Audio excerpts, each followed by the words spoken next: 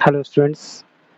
आज हम इस वीडियो में कवर करेंगे एक्सरसाइज 2.1 की introduction class 11th NCERT math के चैप्टर 2 संबंध एवं फलन को।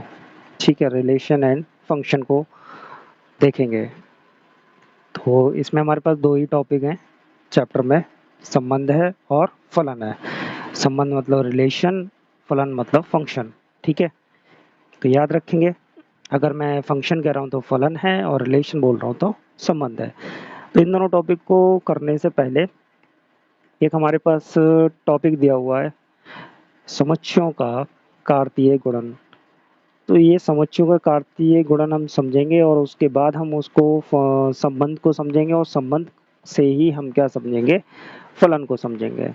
ये तीनों टॉपिक एक दूसरे से कोरिलेट करते हैं। तो समुच्चयों का कार्तीय गुणन जो हमारा टॉपिक है, इसे समझने के लिए अगर आपके पास में समुच्चयों की नॉलेज नहीं है तो थोड़ी सी आपको प्रॉब्लम आने वाली है। ठीक है, और सजेशन रहेगा मेरा कि आप पहले इस सेकंड चैप्टर को करने से पहले आप फर्स्ट वाले चैप्टर को रिवाइज कर लें, या नहीं किया है तो उसे कर लें। और ये जो सेकंड वाला चैप्टर है ये बहुत मोस्ट इम्पोर्टेंट है आपके ट्वेल्थ के लिए भी और 11th में। ट्वेल्थ में ये आपके लगभग 5 से 6 चैप्टर्स में यूज होने वाला है ये। ठीक है, संबंध और फलन। ठीक है ना, और यहाँ भी एक दो चैप्टर्स में, 2-3 चैप्टर्स में इसका यूज होने वाला है। लेकिन अगर देखा जाए point of view twelfth class, तो ये बहुत ही मोस्ट इम्पोर्टेंट चैप्टर है। और एक एक चीज़ को अगर आप क्लियरली समझेंगे तो सारी चीज़ आपको समझ में आ जाएगी कि फलन क्या चीज़ होती है और संबंध क्या चीज़ होती है। अगर आपने ये चैप्टर समझ लिया तो आई होप आपको आने वाले ट्वेल्थ क्लास में कोई भी प्रॉब्लम नहीं होने वाली है। इस चैप्टर पे मेन फोकस होना चाहिए आपका, क्योंकि यही चैप्टर आपका वीक रह जाता है। अगर ये चैप्टर वीक रह जाएगा तो आपका ट्वेल्थ क्लास के आपका डिफरेंशिएशन और इंटीग्रेशन, ठीक है, और इनके अनुप्रयोग, ये आपके ठीक से नहीं हो पाएंगे, क्योंकि आपके पास में फंक्शन की नॉलेज नहीं है, फलन की नॉलेज नहीं होगी। तो इसीलिए इस चैप्टर पे थोड़ा सा हम फोकस करते हुए चलेंगे और ईजिली समझेंगे इसको। इसे जल्दी करने की ऐसी कोई वो नहीं है कि हाँ इसे जल्दी से कंप्लीट कर लेंगे और एक्सरसाइज के क्वेश्चंस को सॉल्व कर लें और अपना काम खत्म हो जाएगा, ऐसा भी नहीं है। इसकी नॉलेज होगी तभी आप ट्वेल्थ क्लास में अपने मैथ को अच्छे से कवर कर सकते हैं। डिफरेंशिएशन और इंटीग्रेशन को आप आराम से कवर कर सकते हैं। कैलकुलस के पार्ट हैं, इसको हम कैलकुलस कहते हैं, डिफरेंशिएशन और इंटीग्रेशन को। तो स्टार्ट करते हैं अपने फर्स्ट वाले टॉपिक, समुच्चयों का कार्तीय गुणन। डेफिनेशन एनसीईआरटी से ली गई है। ठीक है, जो डेफिनेशन आपके सामने लिखी हुई है एनसीईआरटी की डेफिनेशन है। तो समुच्चयों का कार्तीय गुणन मतलब कार्टेशियन प्रोडक्ट ऑफ सेट, है ना। गुणन के लिए प्रोडक्ट कहते हैं और समुच्चय के लिए सेट कहते हैं। और कार्तीय जो लिखा है इसके लिए कार्टेशियन कहते हैं इंग्लिश में। तो वही है, कार्तीय तल वाली कहानी भी हो सकती है, नहीं भी हो सकती है, दोनों बातें हो सकती हैं। देखेंगे क्या कहानी है, डेफिनेशन पढ़ते हैं उसके बाद में क्लियर करते हैं। कहते हैं दो आरिक्त समुच्चय हैं। आरिक्त मतलब उनके अंदर कुछ ना कुछ अवयव होंगे ही होंगे। समुच्चयों के अंदर दो समुच्चय लेने हैं और वो है पी और आपके क्यू। इनका कार्तीय गुणन, ठीक है, कार्तीय गुणन क्या होगा, पी क्रॉस क्यू। ठीक है, वरना हम बोल सकते हैं कार्तीय गुणन पी और क्यू, इस तरीके से भी पढ़ सकते हैं, या आप पढ़ सकते हैं, इसको रीड कर सकते हैं Cartesian product of P and Q, है ना, कैसे भी रीड कर सकते हैं। तो जो हमारा कार्तीय गुणन होगा पी और क्यू का, वो जो है उन सभी क्रमित युग्मों का समुच्चय होगा। एक वर्ड आया है यहाँ पे, क्रमित युग्म। ठीक है, क्या वर्ड आया, क्रमित युग्म, इसका याद रखेंगे, इस वर्ड को याद रखेंगे। तो कार्तीय गुणन पी और क्यू का क्या होगा, उसमें सभी क्रमित युग्मों का समुच्चय होगा। जो कार्तीय गुणन है वो पी और क्यू का क्या होगा, पी और क्यू का कार्तीय गुणन क्या होगा आपका, क्रमित युग्मों का समुच्चय होगा। ठीक है, किसका होगा, क्रमित युग्मों का समुच्चय, जिनका, ठीक है, जिनका प्रथम घटक, मतलब उन क्रमित युग्मों में कहीं ना कहीं कुछ घटक लिखे होंगे, अभी देखेंगे क्या घटक होते हैं। जो घटक होंगे उसमें जो पहला घटक होगा वो P से होगा तथा दूसरा जो घटक होगा वो किससे होगा, Q से होगा। ठीक है, यही आपकी क्या है, कार्तीय गुणन है। चलिए इसको समझते हैं और आसानी से कि ये क्या कहना चाह रही है डेफिनेशन। बाद में हम इसको और इजीली समझेंगे इसको, है ना। तो दो सेट ले लेते हैं। ए बराबर हमने ले लिया 1 2 3 ले लिया, एंड बी बराबर हमने ले लेना है 5 6 और 7। कुछ भी ले सकते हैं, मैं तो आपको समझाने के लिए ले रहा हूँ, ठीक है, ऐसा कुछ भी नहीं है। और आपकी एनसीईआरटी में काफ़ी सारे एग्जाम्पल लिखे हुए हैं, आप देख सकते हैं, मैं भी बता रहा हूँ आपको। तो ये दो हमारे पास में समुच्चय आ गए, ठीक है। इन दोनों समुच्चयों का हमें क्या करना है, कार्तीय गुणन करना है, ठीक है, कार्टेशियन प्रोडक्ट करनी है। तो कार्टेशियन प्रोडक्ट क्या होती है, ए क्रॉस बी, ठीक है, ए इंटू बी, कार्तीय गुणन ए और बी का क्या होगा, ये गुणन जो है, कार्तीय गुणन जो है वो भी क्या है, एक समुच्चय है, ध्यान रखेंगे। तभी मैंने कहा आपको अगर समुच्चय की नॉलेज आपको फर्स्ट चैप्टर की नहीं है तो आपको पता होना चाहिए कि समुच्चय क्या होते हैं। तो समुच्चय तो इस ब्रैकेट में लिखे जाएंगे समुच्चय, क्लियर है। तो यहाँ पे क्या आने चाहिए इस ब्रैकेट के अंदर, है ना, इस ब्रैकेट के अंदर क्या आने चाहिए, क्रमित युग्म। चलिए क्रमित युग्म बनाते हैं, कैसे करते हैं। हमने ये इलिप्स टाइप का कुछ बना लिया हमने, इलिप्स कहते हैं इसको, आगे हम पढ़ेंगे इलिप्स क्या होते हैं वो, आप बाद में रखिए, बाद का टॉपिक है। अभी फिलहाल आप समझिए, हमने ये नंबर्स रख लिए, ठीक है। अब हमें क्या करना है, कार्तीय गुणन करना है। कैसे करेंगे, तो हम यहाँ पे पेयर बनाएंगे। युग्म लिखा है, युग्म को हम क्या कहते हैं, युग्म हमारे होते हैं पेयर, ठीक है। तो पेयर्स हो गए हमारे युग्म, है ना। तो पेयर्स बनाने हमें, देखिए 1 का पेयर 5 के साथ, 1 का पेयर 6 के साथ, 1 का पेयर 7 के साथ, क्लियर है। तो लिखेंगे 1 का पेयर 5 के साथ, कॉमा 1 का पेयर 6 के साथ, कॉमा 1 का पेयर 7 के साथ। ऐसे ही 2 का पेयर 5 के साथ, 2 का पेयर 6 के साथ, ठीक है, और 2 का पेयर 7 के साथ। तो लिखेंगे 2 का पेयर 5 के साथ, और 2 का पेयर 6 के साथ, और 2 का पेयर 7 के साथ, और 3 का पेयर 5 के साथ, 3 का पेयर 6 के साथ, 3 का पेयर 7 के साथ। तो 3 का पेयर 5 के साथ, और 3 का पेयर 6 के साथ, ठीक है, और 3 का पेयर 7 के साथ। बस ये पेयर कंप्लीट हो गए आपके, अब इससे ज़्यादा पेयर नहीं बनेंगे। तो ये जो समुच्चय बन गया आपका, देखिए इस ब्रैकेट में है ना, मजली ब्रैकेट के अंदर लिखे हुए ये। तो ये जो अंदर इसके समुच्चय के अंदर जो अवयव आए हैं, ये हमारे सब क्या है, इस समुच्चय के अवयव हैं। ये कंप्लीट, ये ब्रैकेट वाले, छोटी ब्रैकेट वाले जितने भी हैं, ये इस समुच्चय के क्या हैं, अवयव हैं। तो इन्हीं अवयवों को हम क्या कहते हैं, क्रमित युग्म कहते हैं। ध्यान से सुनेंगे कि ये जो हमारे पेयर आए हैं, ये जोड़े आए हैं, भाई जोड़े ही तो लिखे हैं, ये एक का 5 के साथ जोड़ा है, और एक का 6 के साथ जोड़ा है, और एक का 7 के साथ जोड़ा है, तो ये जोड़े ही तो लिखे हैं। तो इन जोड़ों को ही हम क्या कहते हैं, ये सारे के सारे जोड़े क्या कहलाएंगे, क्रमित युग्म कहलाएंगे। इनको इंग्लिश में कहते हैं ऑर्डर्ड पेयर, ठीक है, ऑर्डर्ड पेयर कहते हैं, ठीक है। ये किसी ऑर्डर में लिखे हुए हैं, क्रमित युग्म का मतलब है किसी क्रम में लिखे हैं ये, है ना, क्रम में लिखे हैं। किस क्रम में लिखे हैं, देखो आगे बताया है क्या क्रम है, जिनका पहला घटक पी से तथा दूसरा घटक क्यू से होगा। तो यहाँ पे समुच्चय पी और क्यू थे, लेकिन यहाँ पे समुच्चय हमारे किसके हैं, ए और बी के हैं।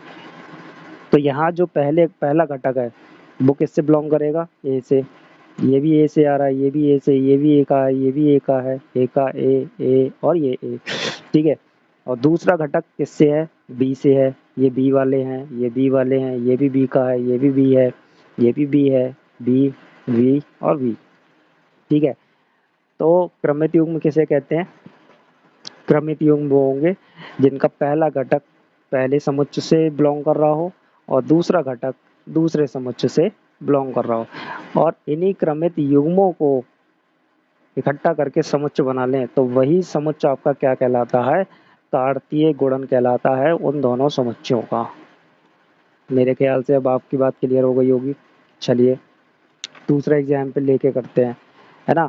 एक एग्जाम्पल और लेते हैं, एग्जाम्पल लेते हैं और उसके बाद इसको करेंगे। जैसे कि बना लेते हैं ए में हमें समुच्चय दे रखा है, क्या समुच्चय दे रखा है, ये रेड कलर है, फिर वाइट कलर है, ठीक है, ये दो कलर दे रखे हैं। और बी समुच्चय में आपको दे रखा है ए बी एंड सी, ठीक है।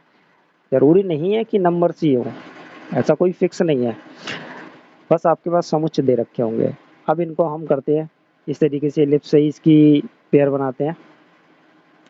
तो पहले वाले एलिप्स में हमने लिख लिया रेड और वाइट, ठीक है। दूसरे वाले एलिप्स में हमने लिख लिए ए बी सी। अब रेड का पेयर ए के साथ, रेड का पेयर बी के साथ, रेड का पेयर सी के साथ। तो यहाँ पे आप क्या लिखेंगे, ए क्रॉस बी, मतलब कार्तीय गुणन ए और बी का बराबर क्या होता है, ये समुच्चय होता है। तो समुच्चय के अंदर क्या होते हैं, क्रमित युग्म होते हैं जिन्हें ऑर्डर पेयर कहते हैं, ठीक है, ऑर्डर्ड पेयर होते हैं। तो लिखेंगे, तो पहला एलिमेंट कहाँ से बिलोंग करना चाहिए, पहला घटक कहाँ से बिलोंग करता है अपना, ए से बिलोंग करता है, ए से कर रहा है रेड, ठीक है। ये इसका पेयर किसके साथ, ए के साथ। ऐसे ही रेड का अगला पेयर किसके साथ है, बी के साथ। ऐसे ही रेड का अगला पेयर किसके साथ है, सी के साथ है। ऐसे ही वाइट का बनाएंगे, तो वाइट का ए के साथ पेयर, वाइट का बी के साथ और वाइट का सी के साथ। तो लिखेंगे यहाँ पे वाइट का पेयर ए के साथ हो गया, कॉमा वाइट का पेयर बी के साथ हो गया, ठीक है, और वाइट का पेयर सी के साथ हो गया। तो ये जो आपके आए हैं, ये ऑर्डर्ड पेयर आए हैं, क्रमित युग्म आए हैं, क्या आ गए, ये सब आपके क्या हैं, क्रमित युग्म हो गए, ठीक है। ये क्या है, क्रमित युग्म, ऑर्डर्ड पेयर है। तो ये ऑर्डर्ड पेयर क्यों है बता भी दिया, दोबारा समझ लेते हैं कि इनका पहला एलिमेंट पहले समुच्चय से बिलोंग कर रहा है, पहला घटक पहले समुच्चय से बिलोंग कर रहा है। देखिए रेड पहले समुच्चय का ही है, रेड पहले समुच्चय का ही है, व्हाइट पहले समुच्चय का ही है, व्हाइट व्हाइट और पहले समुच्चय का ही है, ठीक है। और दूसरा ए बी सी ये किससे है, देखिए ध्यान से, बी वाले समुच्चय हैं, इसीलिए हम इनको क्या कहते हैं, आपके क्रमित युग्म कहते हैं। तो आई होप आपके समझ में आ गया होगा कि हम कार्तीय गुणन किस प्रकार करते हैं। लेकिन एनसीईआरटी ये एलिप्स वाले सिस्टम को फॉलो नहीं कर रहा, दूसरी तरीके से उन्होंने कार्तीय गुणन को समझाया है। तो चलिए करके देखते हैं दूसरी तरीके से, हम ये वाले सेट्स उठा लेते हैं दोनों और उसके बाद करके देखते हैं। वो कहते हैं कि अब कार्तीय गुणन कैसे करेंगे, उन्होंने कार्टेशियन प्लेन के अकॉर्डिंग करके बताया है। तो हमारे पास समुच्चय हमने, चलिए हम इन दोनों को ही ले लेते हैं ना, इन दोनों को ही ले लेते हैं। तो इन दोनों का हम एनसीईआरटी के अकॉर्डिंग करें तो देखिए हम क्या करेंगे, लाइंस बनाएंगे। जैसे आपके पास में कार्तीय तल में क्या होती है, ये एक्सिस होती हैं, ये एक्स एक्सिस और ये वाई एक्सिस होती है ना, अक्ष होते हैं। लेकिन अब यहाँ पे हम एक्सिस नहीं बनाएंगे, एक्सिस नहीं बनानी है आपको, ठीक है, अक्ष नहीं बनाना है, कार्तीय तल नहीं बनाना, ठीक है।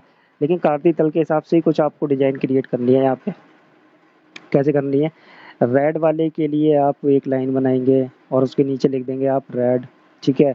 और वाइट वाले के लिए भी आप एक लाइन बनाएंगे, उसके नीचे वाइट लिख देंगे, ठीक। ज़रूरी नहीं है कि आप ये खड़ी खड़ी लाइनें बनाएं, आप इस तरीके से क्षैतिज भी बना सकते हैं, ऊर्ध्वाधर बनाने की ज़रूरत नहीं है, ठीक है, वर्टिकल बनाने की ज़रूरत नहीं है, आप ओरिजेंटल भी बना सकते हैं, कोई प्रॉब्लम नहीं है, कैसे भी बना सकते हैं। मैंने तो इधर दो लाइन थी इसलिए ऐसा कर लिया। अब जो बी है, वो जो बी है उस बी को स्टार्ट करना है यहाँ से, ये रहा बी, सही है। इसी पे ये सी बना देना है और इसी पे क्या बना देना है आपको, अच्छा ए रह गया, सॉरी, यहाँ ए बना लीजिए, यहाँ बी बना लीजिए और यहाँ पे सी, क्रम से लिखने हैं आपको, ठीक है। ये हो गया। अब जो इसके पॉइंट्स मिले, ये मिला, ये मिला, ये मिला और ये मिला और ये मिला और ये मिला, इन पॉइंट्सों के आप कोऑर्डिनेट लिखेंगे। ये कार्टेशियन प्लेन ही हो गया आपका, कार्तीय तल ही हो गया एक तरीके से। तो इन पॉइंटों के अगर निर्देशांक लिखेंगे तो क्या आएंगे, ध्यान से देखिए क्या बनेंगे, देखिए रेड और ए, ठीक है। रेड कॉमा ए, ठीक है, रेड कॉमा ए ये हुआ। इस वाले के लिखेंगे तो रेड कॉमा बी हो गया। इस वाले के लिखेंगे तो रेड कॉमा सी हो गया, ठीक है। ऐसे ही यहाँ के बाद में फाइनल हो गया। फिर उसके बाद में व्हाइट वाली लाइन से स्टार्ट करेंगे, व्हाइट वाले का लिखेंगे तो व्हाइट कॉमा ए हो गया, फिर व्हाइट कॉमा बी हो गया, और फिर व्हाइट कॉमा सी हो गया। क्लियर। इसको हम ब्रैकेट में बंद कर देंगे, इसका सेट बना देंगे, और यही हमारा क्या हो जाएगा, ए क्रॉस बी हो जाएगा। इस तरीके से उन्होंने बताया है। अगर जैसे हमारे पास नंबर्स वाला सेट हो तो उसके लिए हम कैसे बनाएंगे, नंबर्स वाले के लिए हम कैसे ड्रॉ करेंगे। तो सपोज हमारे पास में ए बराबर आपके पास 1 2 3 वाला सेट है, और बी बराबर आपके पास में है 5 6 7, ऊपर वाले ही हमने सेट ले लिया। इसका बनाते हैं तो दोनों में से कोई एक लाइन खड़ी बना लीजिए। तो खड़ी हम ये वाली बनाएंगे, स्टार्टिंग वाली है ना, ऊर्ध्वाधर जिसे हम बोलते हैं। तो हमने कितना बनाना, ये 1 नंबर की लाइन हो गई, ये आपकी 2 नंबर की लाइन हो गई, और ये 3 नंबर की हो गई। यहाँ कोई 2 नंबर का काम नहीं चल रहा, ठीक है ना। फिर हम बी वाली लाइन बनाएंगे, बी समुच्च के सेट बनाएंगे। ये हमारा ए समुच्च हो गया, यहाँ से यहाँ तक हमारा क्या हो गया, ये ए हो गया। अब हम बी वाला बनाएंगे, तो बी वाले में देखिए ये बनाया हमने बी का, तो ये हमारी 5 की लाइन हो गई, ये हमारी 6 की लाइन हो गई, और ये हमारी 7 की लाइन हो गई। इस तरीके से अब हम इनके पेयर लिख देंगे। जब पेयर लिखेंगे तो देखिए पहले स्टार्टिंग 1 से करेंगे, तो 1 का पेयर 5 के साथ, 1 का पेयर 6 के साथ, है ना। पॉइंट्सों के कोऑर्डिनेट्स लिख रहे हैं हम, निर्देशांक लिख रहे हैं इन बिंदुओं के, जो हमें बिंदु ये प्राप्त हुए हैं क्रॉस में, है ना। और 1 का पेयर 7 के साथ, और 2 का पेयर 5 के साथ। यहाँ पे होने के बाद में वापस यहाँ नहीं, यहाँ अगेन यहाँ से स्टार्टिंग वाले पॉइंट से स्टार्ट करना है, ठीक है। और 2 का पेयर 6 के साथ, 2 का पेयर 7 के साथ, है ना, ऐसे ही। और 3 का पेयर 5 के साथ, और 3 का पेयर 6 के साथ, और 3 का पेयर 7 के साथ। तो ये जो आपको मिले हैं, ये आपको क्या मिल गया, ए क्रॉस बी मिल गया, ए इंटू बी मिल गया। सॉरी, क्रॉस नहीं कहेंगे, क्रॉस नहीं है, प्रोडक्ट है, तो गुणन है, तो मल्टीप्लाई कहेंगे, ठीक है। मतलब ए इंटू बी मिल गया, आपको प्रोडक्ट मिल गया ए और बी का, कार्टेशियन प्रोडक्ट मिल गया ये, ठीक है, कार्तीय गुणन मिल गया। इसी को आप कार्तीय गुणन कहेंगे। क्लियर है, आई होप समझ में आ गया होगा आपके। तो चलते हैं जरा हम अपनी डेफिनेशन की तरफ दोबारा से, और उस बात को हम समझते हैं।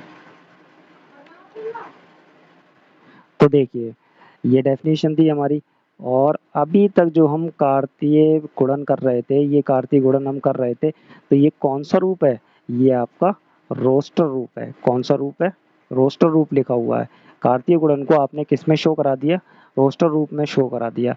अगर हम इसकी बात करें समुच्चय निर्माण रूप में, हम इसे कैसे डिफाइन करेंगे, समुच्चय निर्माण रूप भी लिखना आना चाहिए आपको। तभी तो मैंने आपसे कहा फर्स्ट वाला चैप्टर आपको क्लियरली अच्छे से पता हो। अब हम इसके क्या कहते हैं, समुच्चय निर्माण रूप को लिखते हैं। तो समुच्चय निर्माण रूप क्या हो जाएगा, बहुत आसान है, बड़े प्यार से समझेंगे, एक ही बार में क्लियर हो जाएगा। देखिए ए क्रॉस बी क्या है, ए इंटू बी क्या है, ए इंटू बी क्या है, ये क्रमित युग्मों का समुच्चय। क्या है ये, समुच्चय है, किसका है, क्रमित युग्मों का, लिखा है ना, क्रमित युग्मों का समुच्चय। ये जो हमारा पी क्रॉस क्यू है वो क्या है, क्रमित युग्मों का समुच्चय। तो एक ही बात मैं बार बार बोल रहा हूँ, तो ऐसा नहीं है कि आप बोर हो जाएंगे, लेकिन हाँ मैं आपको क्लियरली बताना चाह रहा हूँ, समझाना चाह रहा हूँ कि आपके दिमाग में एक बार में ही सेट हो जाए कि कार्टेशियन प्रोडक्ट होती क्या है। तो देखिए समुच्चय निर्माण रूप लिखते हैं इसका। देखिए ए क्रॉस बी, ए क्रॉस बी क्या है, ये आपने लिख दिया, रोस्टर फॉर्म लिख दिया, ये रोस्टर रूप लिखा हुआ है। रूप को आप क्या कहते हैं, फॉर्म कहते हैं ना, तो इसलिए रोस्टर फॉर्म बोल देता हूँ मैं, कोई प्रॉब्लम नहीं है। ये आपने रोस्टर रूप लिख दिया। अब रोस्टर रूप की जगह पे आपको क्या लिखना है, समुच्चय निर्माण रूप। तो मैंने बताया कि जो ए और ए इंटू बी जो है वो क्या है, क्रमित युग्मों का समुच्चय। तो हम लिखेंगे यहाँ पे ऐसे ऑर्डर पेयर हैं, ऐसे ऑर्डर पेयर हैं कि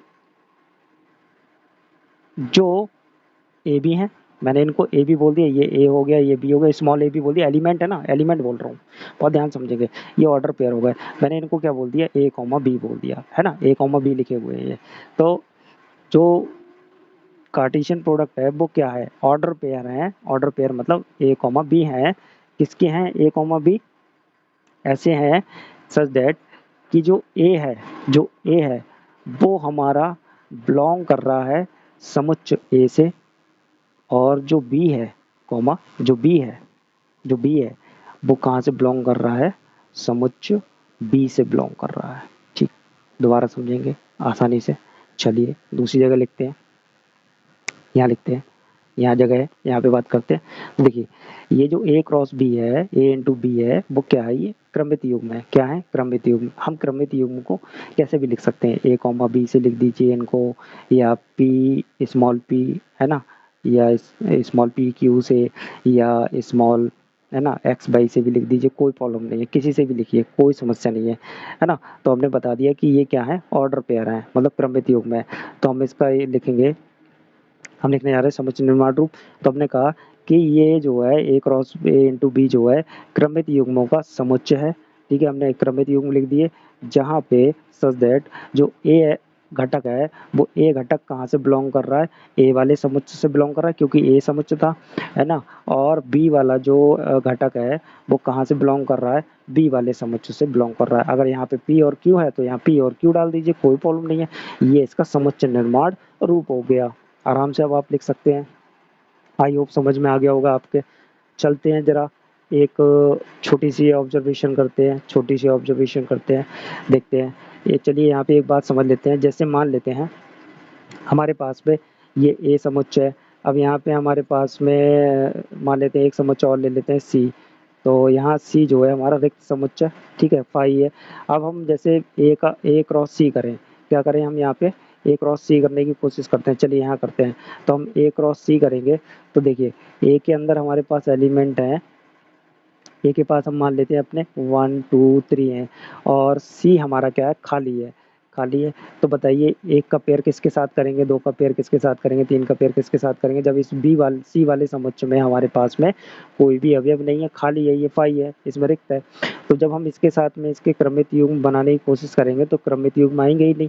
तो इसलिए ए क्रॉस बी क्या आएगा, हमारा फाई आएगा। ध्यान रखेंगे, रिक्त समुच्चय के साथ में हम कोई भी क्रमित युग्म नहीं बना सकते। तो इसलिए ए क्रॉस सी जो है क्या आ जाएगा, फाई आ जाएगा। क्लियर है, सी हमारा क्या था, फाई था, रिक्त समुच्चय था। क्लियर।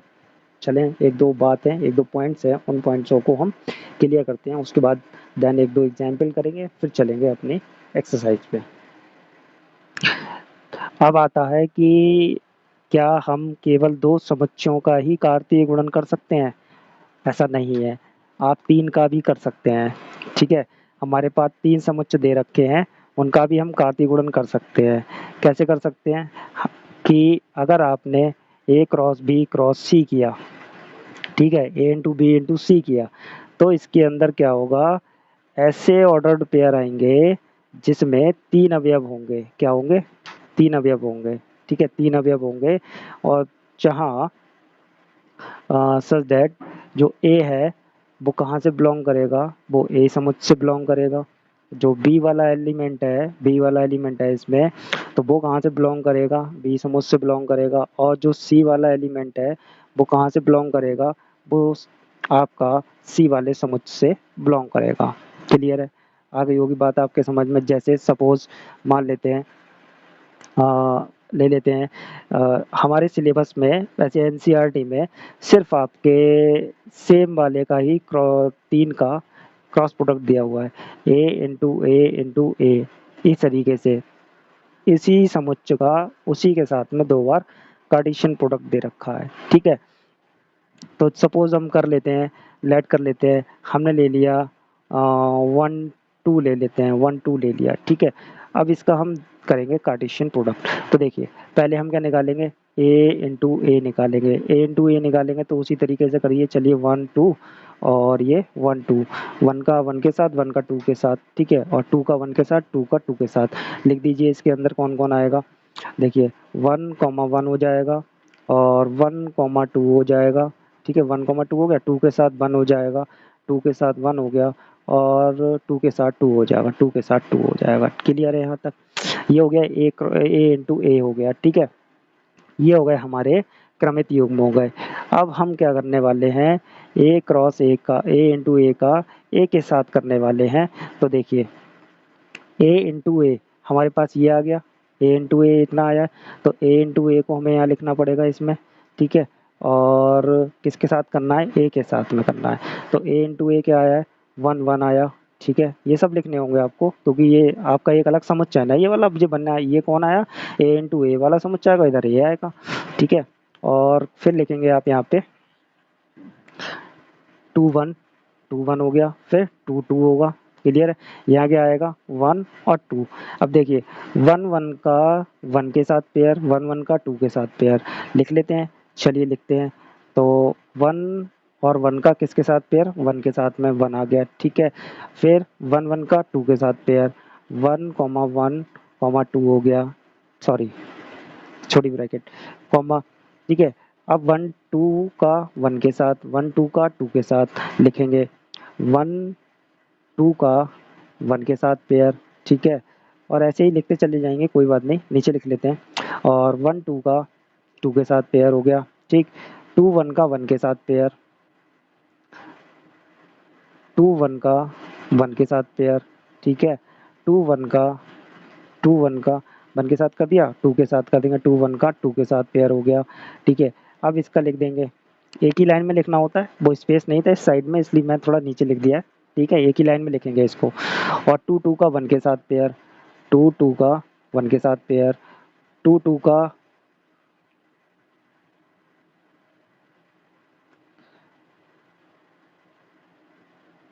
और 2 2 का 2 के साथ पेयर, क्लियर है। आई होप समझ में आ गया होगा आपके। देखिए 1 1 का 1 के साथ पेयर आ गया, ठीक। 1 1 का 2 के साथ पेयर आ गया, 1 2 का 1 के साथ पेयर आ गया, 1 2 का 2 के साथ पेयर आ गया, 2 1 का 1 के साथ आ गया, 2 1 का 2 के साथ आ गया, 2 2 का 1 के साथ आ गया, 2 2 का 2 के साथ आ गया। तो ये सारे ऑर्डर पेयर आ गए आपके इसमें। तो देखिए दो वालों में इनको हम क्या कहते हैं, इनको कहते हैं हम क्रमित युग्म। नाम बता दिया मैंने आपको, पहले ही बता रखा था, इनको क्या कहते हैं, क्रमित युग्म कहते हैं। और 3 वालों में इनको हम कहते हैं, 3 वालों में इसको हम क्या कहते हैं, 3 वालों को कहते हैं क्रमित त्रिक कहते हैं। क्या कहते हैं, क्रमित त्रिक कहते हैं, क्रमित त्रिक, या इंग्लिश में कहेंगे ऑर्डर ट्रिपलेट। ट्रिपलेट मतलब त्रिक, मतलब 3 का पेयर, 3 का क्रम है इसमें, ठीक है। क्रमित त्रिक क्यों कह रहे हैं, क्योंकि इसमें 3 का क्रम है, और ये क्रमित युग्म क्या, 2 का पेयर है इसके अंदर, क्लियर है। तो 3 वाले के लिए आप क्या कहेंगे, क्रमित त्रिक कहते हैं, और 2 वाले के लिए क्रमित युग्म कहेंगे। तो 3 का भी हो सकता है। आई होप समझ में आ गया होगा। तो चलते हैं, एक दो पॉइंट्स पे बात कर लेते हैं, इम्पोर्टेंट पॉइंट पे बात कर लेते हैं। तो देखिए पहला पॉइंट, अगर ए क्रॉस बी हम करेंगे, ए इंटू बी करते हैं, तो जिसमें हमारे पास में ए के अंदर कुछ अवयव लिखे हुए हैं, ठीक है, और बी हमारा क्या है, फाई है, बी हमारा फाई समुच्चय है। तो ए क्रॉस वी, वी क्या आएगा, फाई आएगा, क्या आएगा, फाई आएगा, ध्यान रखेंगे इस बात को। दूसरे पे बात करते हैं, अगर ए और बी हमारे कैसे हैं, अनंत समुच्चय हैं। अनंत समुच्चय कैसे हो गए, 1 2 3, ये प्राकृतिक संख्याओं का समुच्चय, और ऐसे ही ये हमारी सम संख्याओं का समुच्चय ले लीजिए, कोई प्रॉब्लम नहीं है ना। तो ये इस तरीके के समुच्चय हैं, अनंत है ना, फाइनाइट इनफाइनाइट्स वाले हैं, इनफाइनाइट वाले समुच्चय, इनमें इनफाइनाइट एलिमेंट है ना, अनंत अवयव वाले हैं इसमें। तो इनका अगर हम करेंगे, ए क्रॉस बी करेंगे इनका, तो इनका जो ए क्रॉस बी आएगा वो भी, मतलब ए इंटू बी जो आएगा, कार्तीय गुणन आएगा, वो भी कैसा होगा, इनफाइनाइट होगा, कैसा होगा, अनंत होगा, याद रखेंगे, ठीक है।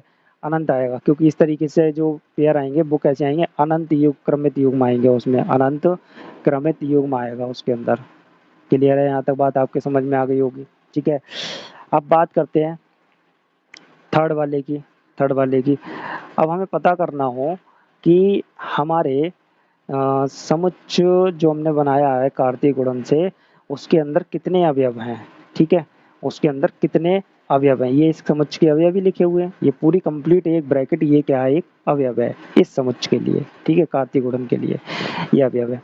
तो इसके अंदर कितने अवयव आएंगे उस पर अगर हमें बात करनी हो, जब हम a इंटू बी करते हैं तो उस समुच्चय के अंदर कितने अवयव आएंगे, तो देखिए कैसे निकालते हैं। मान लेते हैं कि नंबर ऑफ ए सेट, ठीक है, मतलब समुच्चय ए के अंदर कितने हैं, यहाँ नंबर लिखने हैं हमें, समुच्चय ए के अंदर कितने अवयव हैं, मान लेते हैं पी हैं, और समुच्चय बी के अंदर जो अवयव हैं वो कितने हैं, क्यू मान लेते हैं। सही है, बात समझने की कोशिश कीजिए। जैसे ये समुच्चय लिखा हुआ है, इसके अंदर कितने अवयव हैं वो यहाँ लिख दिए, समुच्चय बी के अंदर कितने अवयव हैं वो लिख लिए। अब हमें पता करना है कि भाई इनका हम जब क्रॉस प्रोडक्ट करेंगे, मतलब इनको हम मल्टीप्लाई करेंगे, गुणन करेंगे, इनका कार्तीय गुणन करेंगे, तो उस समुच्चय के अंदर कितने अवयव आएंगे वो हम कैसे पता करेंगे। उसके लिए हमारे पास फॉर्मूला है नंबर ऑफ एलिमेंट, एन क्या है यहाँ पे, नंबर ऑफ एलिमेंट, एन बराबर है अवयवों की संख्या, हिंदी में बात करें तो अवयवों की संख्या, और इंग्लिश में बात करें तो बोलेंगे इसे नंबर ऑफ एलिमेंट्स, ठीक है, number of elements in A into B, ठीक है। हमने ए और बी सेट मान रखे हैं, इस वजह से हम ए इंटू बी कह देते हैं बार बार। हमने कहा नंबर ऑफ एलिमेंट या अवयवों की संख्या किस में, ए और ए क्रॉस बी में, ए इंटू बी में अवयवों की संख्या बराबर कितना होगा कि पी इंटू क्यू, मतलब यहाँ जितने नंबर हैं ए समुच्चय में और जितने बी समुच्चय में अवयव हैं, ठीक है, उनकी हम क्या कर दें, गुणा कर दें। जैसे सपोज हम मान लेते हैं कि ए समुच्चय के अंदर आपके पास 3 अवयव हैं और बी समुच्चय के पास बी समुच्चय में आपके 2 अवयव हैं, तो यहाँ पे इन दोनों का अगर हम क्रॉस प्रोडक्ट, मतलब इनका हम कार्तीय गुणन करेंगे तो उसके अंदर कितने अवयव होंगे, तो हम क्या करेंगे, इन दोनों नंबर्स की गुणा कर देंगे, 6 आ जाएगा, तो 6 अवयव आएंगे उसके अंदर, ठीक है। आई होप समझ में आ गया होगा, ठीक है। तो ये इसको ए क्रॉस बी, जैसे हमारे हमने बात करा सेकंड वाले पे ही बात करते हैं दोबारा से, ये हमारे कैसे हैं, सब अपरिमित हैं। देखिए ऐसे समुच्चय जिनके अंदर आप अवयवों को गिन सकते हैं उनको परिमित कहते हैं, और ऐसे समुच्चय जिनके अंदर आप अवयवों को गिन नहीं सकते उन्हें कहते हैं अपरिमित समुच्चय कहते हैं। तो यहाँ पे मैंने अनंत लिखा है, या आप अपरिमित भी लिख सकते हैं, क्योंकि इनका जो प्रोडक्ट आएगा वो कैसा आएगा, अपरिमित होगा। कैसा होगा, अपरिमित, जिसे हम काउंट नहीं कर सकते, गिनती नहीं कर सकते। सही है ना, क्लियर है, यहाँ तक आपको बात समझ में आ गई होगी, मेरे हिसाब से तो आ जानी चाहिए, ऐसी कोई बड़ी बात नहीं है, ठीक, क्लियर है, सारे पॉइंट्स पे बात हो गई। चलिए करते हैं एक दो एग्जाम्पल करते हैं, फिर चलेंगे हम अपने एक्सरसाइज की तरफ। तो उससे पहले एक और बात कर लेते हैं, एक पॉइंट और याद आया, ठीक है, वो छूट जाता, अब बात कर लेते हैं। देखिए अगर 2 क्रमित युग्म समान है, ध्यान से समझेंगे, जैसे ये हमारा क्रमित युग्म लिखा हुआ है x, y, ये हमारे किसी दूसरे क्रमित युग्म के बराबर है, ये 2 ऑर्डर पेयर हमने लिख दिए हैं, ये 2 क्रमित युग्म लिखे हुए हैं, इस तरीके से क्रमित युग्म ही लिखे जाते हैं, बताया था आपको। तो ये 2 क्रमित युग्म लिखे हुए हैं, ये 2 क्रमित युग्म आपस में क्या हैं, बराबर हैं, समान है, बहुत ध्यान से समझेंगे। 2 क्रमित युग्म अगर आपस में बराबर हैं तो इनके संगत घटक भी बराबर होंगे। कौन से घटक, संगत, संगत घटक, ठीक है, अंदर वालों को घटक कहते हैं। संगत घटक का मतलब है पहले नंबर पे x है तो इधर इस युग्म में, इस क्रमित युग्म में पहले नंबर पे जो लिखा है वो उसके बराबर हो जाएगा, ऐसे ही इधर जो दूसरे नंबर पे लिखा है वो दूसरे नंबर के घटक के बराबर हो जाएगा। बात आपके समझ में आ गई होगी मेरे हिसाब से। 2 क्रमित युग्म अगर समान हैं, बराबर हैं, तो उनके अवयव भी बराबर हो जाते हैं। कौन से अवयव बराबर होंगे, संगत वाले, पहले नंबर पे है तो पहले नंबर वाले के साथ बराबर, दूसरा वाला है तो दूसरे के साथ बराबर। क्लियर है, आई होप समझ में आ गया होगा। करते हैं एक दो एग्जाम्पल। तो इस वाले एग्जाम्पल को करते हैं, तो ध्यान से देखेंगे, ये हमारे लिए क्रमित युग्म दिए हैं, 2 क्रमित युग्म बराबर हैं। अभी हमने देखा था कुछ इंपोर्टेंट पॉइंट्स में देखा था कि 2 क्रमित युग्म अगर बराबर होते हैं, समान होते हैं, तो उनके घटक, संगत घटक भी क्या होते हैं, बराबर होते हैं। तो संगत घटक मतलब x+1 का संगत कौन है, 3, और y-2 का 1, तो हमसे कह रहे हैं एक्स और वाई के मान ज्ञात कीजिए। तो चलिए संगत घटक हम बराबर कर देते हैं। क्या था जो नियम था आप लिख भी सकते हैं, है ना। तो देखते हैं, एक्स प्लस 1 बराबर 3 और वाई माइनस 2 बराबर 1 हो गया। यहाँ से x की वैल्यू कितनी आ जाएगी, 3 माइनस का 1 और x इक्वल्स टू 2 आ गया। ठीक है, y की वैल्यू यहाँ से लेते हैं तो y equals to 1 plus 2 that is y equals to 3, है ना। तो ये आपकी x और y की वैल्यू आ गई। इसी तरीके से आप जो दो क्रमित युग्म अगर बराबर होते हैं तो उनको आप उनके संगत घटक भी बराबर कर कर निकाल सकते हैं। और आपको बताना चाहो तो आप बता भी सकते हो, यदि इस तरीके से आप लिख सकते हो, यदि क्रमित युग्म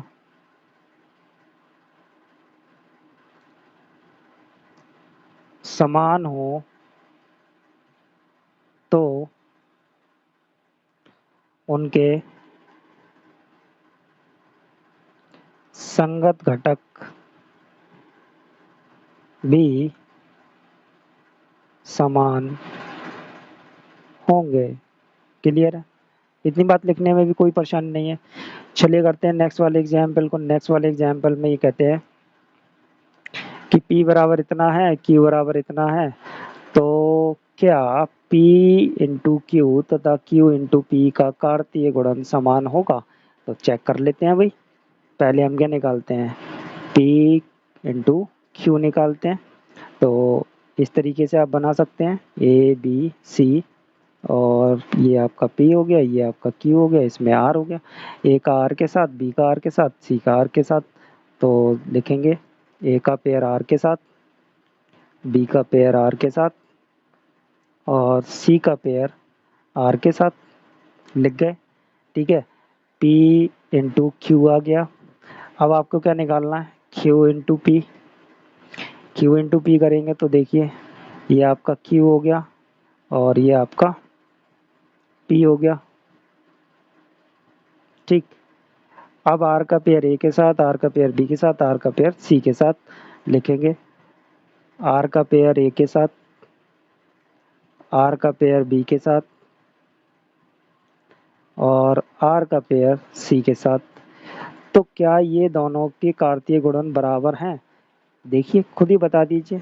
नहीं है बराबर तो कभी भी देखिए A इंटू क्यू मतलब कार्तीय गुणन पी क्यू बराबर नहीं होगा किसके, कार्तीय गुणन क्यू पी के। ठीक है, कभी भी ये बात ध्यान रखिए, ए और बी का कार्तीय गुणन कभी बराबर नहीं होगा बी का कार्तीय गुणन ए के साथ में। क्लियर है, मेरे हिसाब से समझ में आ गया होगा आपके, है ना। चलिए करते हैं नेक्स्ट वाले एग्जाम्पल को। नेक्स्ट वाले एग्जाम्पल को करते हैं। नेक्स्ट वाले एग्जाम्पल में हमारे लिए 3 समुच्चय दे रखे हैं, ए बी सी दे रखे हैं और हमसे कहते हैं कि ए का कार्तीय गुणन करिए किसके साथ में, बी इंटरसेक्शन सी के साथ में। ठीक है, तो पहले हम बी इंटरसेक्शन सी को निकाल लेते हैं। बी और इंटरसेक्शन सी करेंगे, बी के साथ बी का इंटरसेक्शन सी के साथ करेंगे तो दोनों में कॉमन कौन है। अगर आपको पहले वाला चैप्टर आता है ढंग से तो आप इंटरसेक्शन कर सकते हैं। ये इंटरसेक्शन है, सबनिष्ठ है, तो कॉमन करेंगे। क्या कॉमन है दोनों में, 4 4 आ गया। अब इसका हमें क्या करना है, कार्तीय गुणन करना है। किसके साथ में करना है, ए के साथ में करना है। तो कर देते हैं बी इंटरसेक्शन सी। तो ए वाले समुच्चय को बना लेते हैं। ये आपके लिए एक आइडिया है, ये 1 2 3 ये ए हो गया। और ये वाला जो समुच्चय है वो क्या है, बी इंटरसेक्शन सी वाला। इसमें क्या एलिमेंट है, 4। एक का 4 के साथ पेयर, एक 2 का 4 के साथ, 3 का 4 के साथ पेयर।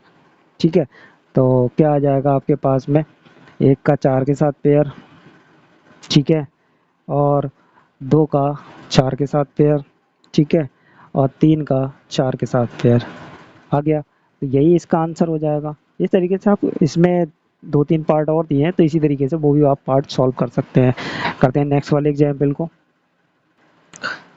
नेक्स्ट एग्जाम्पल दिया हुआ है, यदि समस्त वास्तविक संख्याओं का समुच्चय r है, r जो है समस्त वास्तविक संख्याओं का समुच्चय, r से रिप्रेजेंट कर दिया। वास्तविक संख्या मतलब रियल नंबर से, इसलिए r को तो r से दिखाते हैं, रियल नंबर्स को। तो कार्तीय गुणन r इंटू आर और r into R into R का आर क्या निरूपित करते हैं। मतलब 2 बार करेंगे कार्टेशियन प्रोडक्ट उनका, और ये 3 बार कार्टेशियन प्रोडक्ट है, ठीक है। तो ये दोनों क्या निरूपित करते हैं, किसके लिए, वास्तविक संख्याओं के लिए, ठीक है। तो चलिए आराम से समझते हैं, बहुत ही प्यारा क्वेश्चन है, बड़े आराम से समझेंगे और आई होप आपके समझ में आ जाना चाहिए, एक ही बार में क्लियर हो जाएगा आपको, बहुत आसानी से समझेंगे। देखिए हमारे पास जो आर है वो क्या है, वास्तविक संख्याओं का समुच्चय है। तो जितने भी नंबर हैं उनको आप, वास्तविक संख्याओं को आप रोस्टर रूप में नहीं लिख सकते, पहली बात तो ये हो गई क्लियर, ठीक है।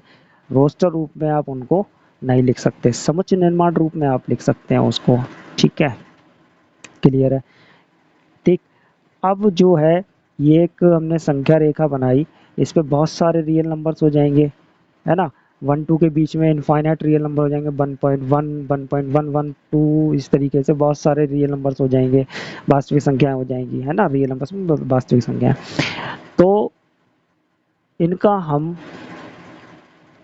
कार्तीय गुणन कैसे करें, अभी हमने पढ़ा था, ये कैसे समुच्चय हमारे, ये जो लिखा जाएगा ये हमारा कैसा होगा, अपरिमित होगा, कैसा है, अपरिमित समुच्चय, क्योंकि इसके अंदर के अवयवों को हम गिन नहीं सकते। कैसा समुच्चय बनेगा ये, अपरिमित समुच्चय बनेगा। तो इनकी प्रोडक्ट भी क्या आएगी, इनकी मतलब प्रोडक्ट भी क्या आएगी, इनका गुणन भी क्या आएगा, अपरिमित आएगा, ठीक है। आर क्रॉस आर भी क्या आने वाला है, अपरिमित समुच्चय आने वाला है, क्या आने वाला है। पहली बात तो क्लियर यहीं से होती है कि अपरिमित समुच्चय, इसके अंदर इतने सारे एलिमेंट होंगे, इतने सारे अवयव होंगे जिनको आप गिनती नहीं कर सकते। चलिए समझते हैं। तो हम क्या करते हैं, कार्टेशियन प्लेन से बनाते हैं, हम कार्तीय तल बनाते हैं, कार्तीय तल से इसको समझने की कोशिश करते हैं। देखिए ये हमने बना लिया, तो रियल नंबर्स आपके माइनस की भी हो सकते हैं वास्तविक संख्याएं, प्लस की भी हो सकती हैं, तो ऐसे बहुत सारी हो जाएंगी। जैसे मैंने 1 2 3 ले लिए, सपोज कर लिया मैंने इतने ही नंबर्स ले लिए, तो ध्यान से देखिए, तो ऐसे बहुत सारे पॉइंट मिलेंगे। यहाँ का कितना होगा, 1,1 हो जाएगा, ऐसे ही ये कितना हो जाएगा, 3,3 हो जाएगा, है ना, ये कितना हो जाएगा, 1,3 हो जाएगा। ऐसे बहुत सारे पॉइंट्स मिलेंगे, बहुत सारे, इधर भी कुछ पॉइंट मिलेंगे, इधर भी कुछ पॉइंट मिलेंगे, इधर भी मिलेंगे, इधर भी मिलेंगे, मिलेंगे नहीं मिलेंगे, क्योंकि बहुत सारे नंबर्स की बात हो रही है ना यहाँ पे, बहुत सारी बात हो रही है ना। क्योंकि आप देखिए यहाँ से एक लाइन बनाएंगे, ऐसी लाइन बनाएंगे, बताया था ना स्टार्टिंग में, फिर ये लाइन ऐसे खींचेंगे, ऐसे खींचेंगे, ऐसे खींचेंगे, कितने सारे पॉइंट्स मिल रहे हैं देखिए, है ना, इतने सारे। ये तो अभी केवल 3 तक बनाए हैं, ऐसे इनफाइनाइट पॉइंट हैं, कितने हैं यहाँ पे, इनफाइनाइट पॉइंट हैं। जब इनफाइनाइट पॉइंट है तो हर जगह आपको पॉइंट्स मिलेंगे, नीचे भी मिलेंगे आपको, है ना, नीचे भी इस तरीके से मिलते चले जाएंगे, है ना, बिल्कुल मिलेंगे हर जगह, ठीक है, इस तरीके से इधर भी मिलते चले जाएंगे आपको, बिल्कुल मिलते चले जाएंगे इस तरीके से, ठीक है, बहुत सारे पॉइंट्स मिलते चले जाएंगे। तो इस तल में, ये कार्तीय तल बोलते हैं इसको, इस तल में इनफाइनाइट पॉइंट मिलेंगे आपको, ठीक। तो आर क्रॉस आर क्या निरूपित करना चाह रहा है, आर क्रॉस आर द्विविमीय तल को निरूपित कर रहा है। ये जो कार्तीय तल होता है ये कैसा होता है, 2 डायमेंशनल होता है, ये 2D होता है, मतलब केवल इसमें 2 ही डायरेक्शन होती हैं, 2 ही दिशा होती है, इसलिए हम इसको 2D कहते हैं, ठीक है। क्यों, एक तो ये एक्स एक्सिस और एक ये वाई एक्सिस, इसमें 2 ही होती हैं, आप ऐसे समझ लीजिए 2 दिशा वाली चीज़ होती है इसमें, लंबाई या चौड़ाई हो सकती है बस इसमें, ठीक है, और कुछ नहीं हो सकता। तो इसीलिए हम इसको क्या कहते हैं, 2D प्लेन कहते हैं, क्या कहते हैं, 2D प्लेन कहते हैं, क्लियर है, 2D तल होता है ये। तो हिंदी में कहें इसे तो दो विमीय तल होता है। तो ये जो आर क्रॉस आर क्या दिखाना चाह रहा है, इसमें इनफाइनाइट पॉइंट आपको यहाँ पे बहुत सारे मिलेंगे, जैसे अभी मैंने बता दी इतने सारे मिल रहे हैं, क्योंकि ये फिक्स थोड़ी नहीं है 3 तक है, आगे भी बहुत सारे नंबर तो ऐसे ही आपको पॉइंट्स मिलते चले जाएंगे, ये बहुत सारे पॉइंट्स यहाँ यहाँ यहाँ। तो ये क्या शो करेगा, ये कंप्लीट पूरे तल में आ जाएगा, पूरा तल आ जाएगा, पूरे तल आ जाएगा, तो ये आर क्रॉस आर क्या शो करेगा, द्वि आर क्रॉस आर आपका शो करेगा दो विमीय या दो बिम द्विबिम द्विबिम तल को शो करेगा, ठीक है, या स्पेस को, 2D स्पेस को शो करेगा, 2 डायमेंशनल स्पेस को शो करेगा, 2 डायमेंशनल स्पेस, ठीक है, 2D प्लेन को शो करेगा ये आर क्रॉस आर। ऐसे ही अगर हम बात करें आर क्रॉस आर मतलब आर की प्रोडक्ट आर के साथ, उसकी भी प्रोडक्ट आर के साथ, ठीक है, इसको शो करा है तो ये कैसे होगा, इसकी प्रोडक्ट शो कराएं तो कैसे होगा, देखते हैं। अभी आपने अभी तक कार्तीय तल देखा था, है ना, जिसे हम 2D प्लेन भी कहते हैं, ठीक। अब हम बात करते हैं, हमारे पास इसी क्लास में आप पढ़ने वाले हैं या 12th क्लास में आप पढ़ेंगे, एक होता है 3D प्लेन, ठीक है, दोनों क्लास में पढ़ेंगे, 11th में भी 12th में भी है। एक होता है हमारे पास 3D प्लेन, ठीक है, त्रिविमीय तल होता है हमारे पास। कैसे बनता है, उसमें 3 डायमेंशन होते हैं, देखिए ये है X axis, Y axis, Z axis, मतलब लंबाई चौड़ाई ऊंचाई सब आ जाते हैं इसमें। क्लियर है, ठीक। तो ऐसे समझ लीजिए, आपके कमरा, आप देखिए कमरे को, और कमरे का एक कॉर्नर देखिए नीचे वाला, उसमें लंबाई भी है, चौड़ाई भी है और ऊंचाई भी है, बिल्कुल 3D प्लेन ऐसे ही बनता है। ये कौन सा है, 3D प्लेन है, ये 3D तल है। तो अब आर क्रॉस आर में क्या होगा, देखिए ध्यान से, आर क्रॉस आर में आपके पास में ऐसे क्रमित युग्म होंगे जो क्रमित त्रिक कहलाएंगे। क्या कहलाएंगे, क्रमित त्रिक कहलाएंगे। ए कहाँ से बिलोंग कर रहा होगा, ए बिलोंग कर रहा होगा आर से, और बी भी कहाँ से बिलोंग कर रहा होगा, आर से, और सी भी कहाँ से बिलोंग कर रहा होगा, आर से, है ना। और इनको हम क्या कहेंगे, क्रमित त्रिक कहेंगे। तीन निर्देशांक मिलेंगे, सॉरी, एक निर्देशांक मिलेगा, उसमें उसके कितने घटक होंगे, तीन घटक होंगे, पहला एक्स अक्ष का, दूसरा वाई का, तीसरा सी का, है ना। तो ये आपके 3D प्लेन बना दिया। तो ऐसे ही 1 2 3, है ना, 1 2 3, और यहाँ भी 1 2 3। तो ये एक प्लेन में स्पेस में मिलेगा आपको। ये जैसे आप खड़े हो गए, ठीक है, खड़े हैं कहीं भी, तो आप एक स्पेस में खड़े हैं, 3D स्पेस में ही खड़े हैं, ठीक है। और कोई भी चीज़ है वो 3D स्पेस में ही है, ठीक है। तो 3D स्पेस में ऐसे बहुत सारे पॉइंट्स मिले, क्योंकि ये बात हो रही है वास्तविक संख्याओं की, तो ये 3 तक नहीं है, ऐसे बहुत सारी वास्तविक संख्याएं अनंत तक हैं। तो ये अनंत तक लिखे जाएंगे तीनों अक्ष पे। तो ऐसे कितने पॉइंट्स मिलेंगे, बहुत सारे पॉइंट्स मिलेंगे, नहीं मिलेंगे यहाँ पे, बिल्कुल मिलेंगे, क्योंकि जब आप लाइनें बनाएंगे तो आपके पास बहुत सारे पॉइंट्स आ जाएंगे। ये तीनों आपस में परपेंडिकुलर होते हैं, मतलब लंबवत होती हैं अक्ष, ठीक है। तो हम कह सकते हैं कि ये जो वास्तविक संख्याओं का जो समुच्चय है उसका 3 बार कार्तीय गुणन करेंगे तो हमें क्या देगा, वो त्रिविमीय तल देगा, ठीक है। क्या देगा वो हमें, त्रिविमीय तल देगा। क्या देगा वो, त्रिविमीय तल को निरूपित करेगा। आई होप आपके समझ में आ गया होगा। 3D थोड़ा सा आपको भी नहीं समझ में आएगी, अभी आगे करेंगे तब आपको थोड़ा सा समझ में आ जाएगी, ठीक है। तो चलते हैं नेक्स्ट वाले एग्जाम्पल पे। अब हमें कार्तीय गुणन पहले से ही दे रखा है, ठीक है, और उससे हम कहते हैं कि ए और बी समुच्चय ज्ञात कीजिए। तो भाई अब हमें समुच्चय ज्ञात करने हैं। अब हम जानते हैं इस बात को कि ये जो घटक लिखे हैं, ये क्रमित युग्म जो लिखे हैं, इस क्रमित युग्म के अंदर जो ये घटक हैं वो किस तरीके से लिखे हुए हैं, किसी क्रम में लिखे हुए हैं। तो पहला वाला जो घटक है वो ए से बिलोंग करेगा, ठीक है। सारे क्रम युग्मों के पहले घटक कहाँ से बिलोंग करेंगे, कहाँ से लिखे हैं, ए समुच्चय से। तो ए समुच्चय कैसा हो जाएगा, पहले वाले को लिख दीजिए पी, ठीक है, पी और एम, यही आएंगे दो, ठीक है, पी और एम। ऐसे ही बी वाले जो समुच्चय होगा उसका कहाँ से होगा, सेकंड वाला एलिमेंट उसका बी का होगा, क्योंकि बी सेकंड नंबर पे है। तो जितने सेकंड वाले होंगे वो सब क्या होंगे, बी के होंगे। कौन कौन से हैं बी के, तो देखिए क्यू हो गया और आर हो गया, क्यू और आर ही है, ठीक है। तो इस तरीके से हम कार्टेशियन प्रोडक्ट से अपने समुच्चय को भी बना सकते हैं। तो आई होप सारा टॉपिक आपके क्लियर कर दिए। अब अपनी एक्सरसाइज को करेंगे, चलते हैं अपनी एक्सरसाइज की तरफ।